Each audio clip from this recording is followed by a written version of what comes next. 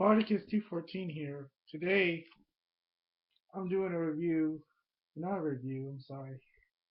I've done so many reviews that I'm starting to go into review mode every time I talk.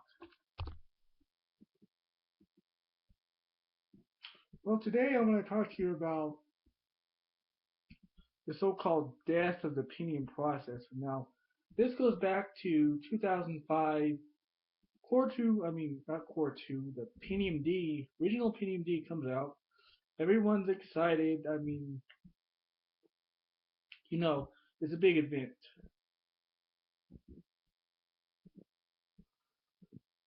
But what happens is the Pentium D produces too much heat because this is during the time, Pentium 4 was still,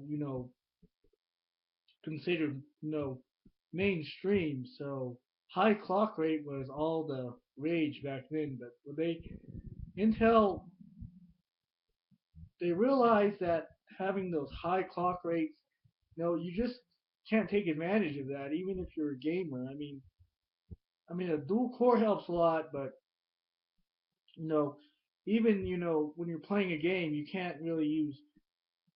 you don't use more than 2.5 gigahertz, at most three. So having you know only possible way you could use 5 gigahertz if you were attempting to do something like a virus scan and play a game at the same time, which you know you know which would make that process much better. I mean, if you had 5 gigahertz processor, I mean, you could do that with no lag. But the thing is that a dual core processor, you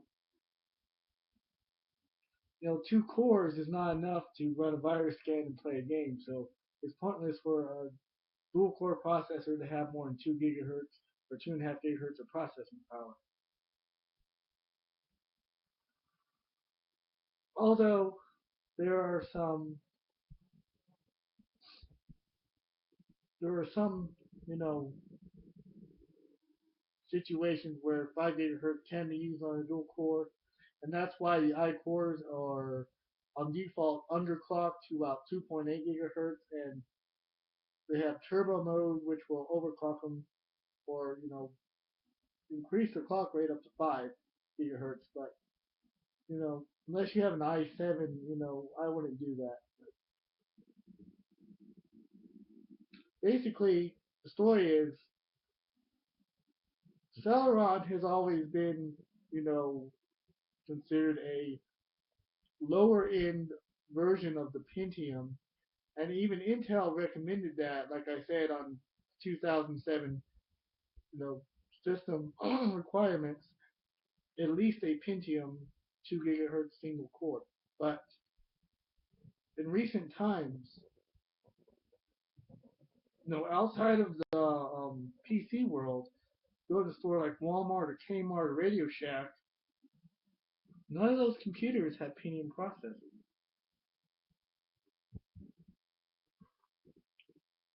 There are three types of processors that you're going to get today, or I'll say four. Either a ARM7 Cortex, which is used in ice cream sandwich devices for multi-core processing, um, an A chip from Apple in your iPads, a iCore, which is in like tablet PCs and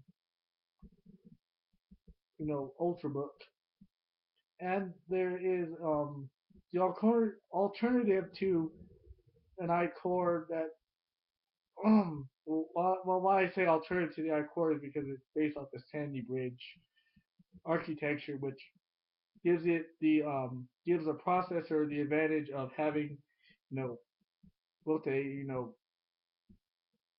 processor chipset. Sorry, the Sandy Bridge architecture gives CPU the advantage of having both a you know processor chipset and a graphics chipset all in one. And these alternative processors are Celeron processors, like the one I reviewed in the Spire One from Acer. And I looked it up on Intel, and it says that it's based off the Sandy Bridge microarchitecture. Basically, yeah, it's basically a lower end alternative to an i3 processor, but basically Pentiums have disappeared from the mainstream market. I mean, you can still, I mean, they make some, Sandy Bridge, or some lower end I-core, I mean, yeah, lower end i3 alternatives in the Pentiums. You can still buy Pentiums, and they make, second generation dual core Pentiums that are just like the Celeron I was talking about. They were basically built off. They're basically basic dual cores built off the Sandy Bridge microarchitecture, which have a GPU and CPU combo, which gives it a performance boost. You know, more power than it would normally have. You know, I mean, it allows. The point of it is to, you know, allow it to have a the graphics chip, a proprietary graphics chip directly from Intel to cut down the price. So that way, you don't have to have an NVIDIA GeForce in order to get HD graphics. So, and what's selling today is netbook sized computers that have the the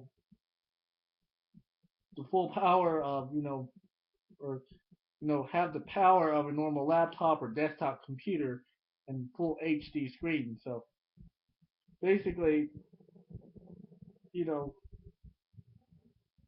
the question is, was Pentium really better than Celeron, or is Celeron better than Pentium? Now I know a lot of you want to argue tech specs. I want to tell you, tech specs mean jack because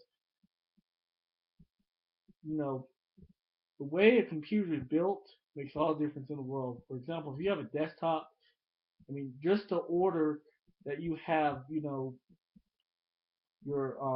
drive paths can make all the difference. I mean, like if you put the D drive first, that will make it faster in terms of you know disk booting.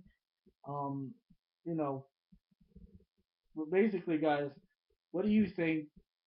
Did the Celeron win? Is the Pentium going to come back, or are they both going to fade away? But personally, I'm a Celeron fan. I mean, the reason why I like Celeron is even though that is, I will admit, Pentiums normally are technologically superior to the Celeron.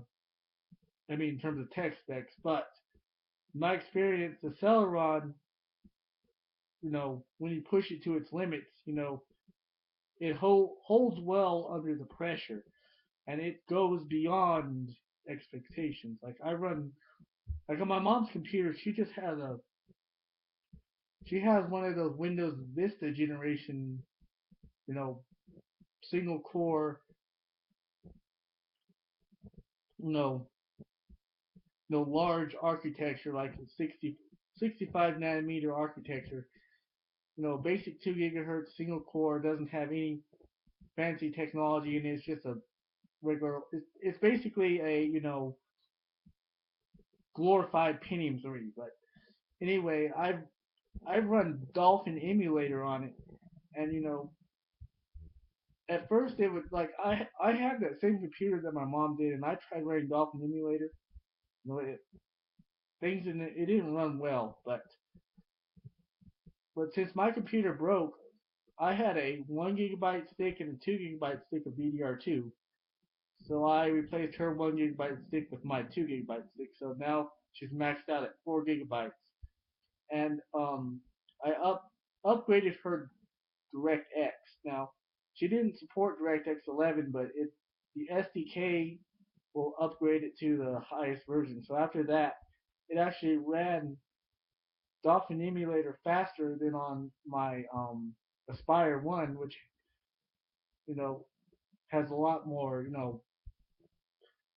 lot more power and a lot better built for gaming because, like I said, it's got the Sandy Bridge built, you know, dual core with the HD graphics, CPU combo. So it's way more powerful. And my computer came already with DirectX 9, but you know, and my computer has less RAM currently.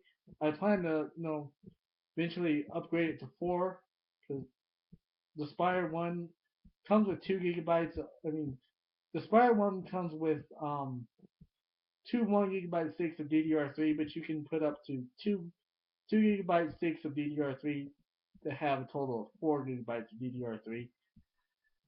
But you know, before I upgraded my DirectX to DirectX 11, her you know her single core was outdoing my Sandy Bridge dual core, and that's quite an accomplishment.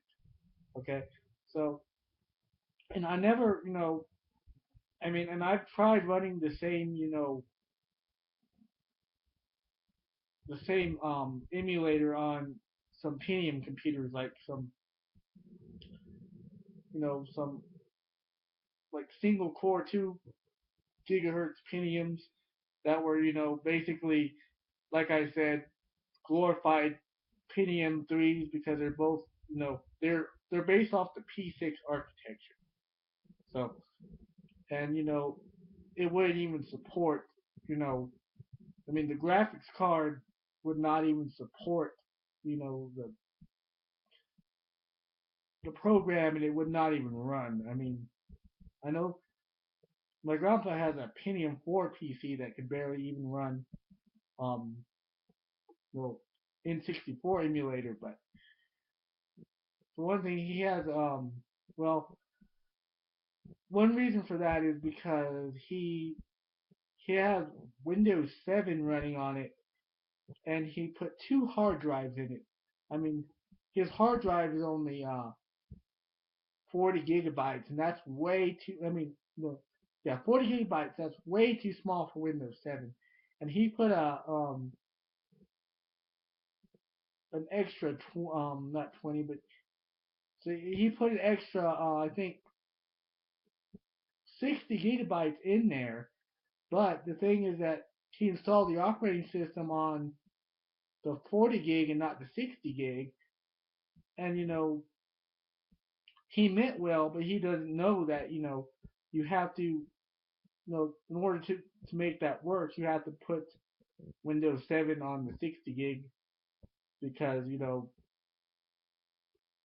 you can use another hard drive as expendable storage, but there's some things that have to be put into you know the operating system itself, and you can't you know I mean the core system folders of the operating system have to be quarantined to one proprietary partition, or you have to have one single hard drive for the core programs of your operating system, or anything that needs to be installed. I mean, actually installed into your computer has to be in one single hard drive. You can't make expansions to other hard drives. So it would have worked if he put Windows 7 on the 60 gig and then had the 40 gig as miscellaneous storage expansion. But and also he had a really shitty graphics card in there. I mean, I don't know. It was not even a Nvidia. It was some odd, weird piece of junk that I'm sure I wish on nobody. I mean, but anyway, my grandpa is still in there with Windows XP, and he thinks it's great, but he doesn't realize it ain't cool anymore. Okay, I mean Windows saying you like Windows XP, that was kind of cool in Windows Vista era, but when Windows 7 came along, it was like, okay, well, we can't really complain about this, but some people want to. I mean, don't complain about something because you can. Have an open mind. Well, this is Barkus 214. This video is getting long. I'll see you guys later. Bye.